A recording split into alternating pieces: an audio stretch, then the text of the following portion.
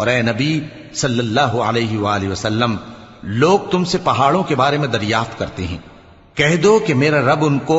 راکھ بنا کر بکھیر دے گا، پھر زمین کو ہموار میدان کر چھوڑے گا جس میں تم کوئی نشیب و فراز نہ دیکھو گے۔ اس روز لوگ پکارنے والے کے پیچھے چلیں گے اور اس کی پیروی سے انحراف نہ کر سکیں گے، اور رحمان کے سامنے آوازیں پست ہو جائیں گی،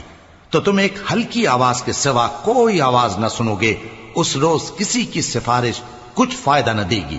مگر اس شخص کی جسے رحمان اجازت دے اور اس کی بات کو پسند فرمائے۔ جو کچھ ان کے آگے ہے اور جو کچھ ان کے پیچھے ہے وہ اس کو جانتا ہے، اور وہ اپنے علم سے اللہ کے علم کا احاطہ نہیں کر سکتی۔ اور اس زندہ و قائم کے روبرو منہ لٹک جائیں گے، اور جس نے ظلم کا بوجھ اٹھایا وہ نامراد رہا، اور جو نیک کام کرے گا اور مومن بھی ہوگا تو اس کو نہ ظلم کا خوف ہوگا اور نہ نقصان کا۔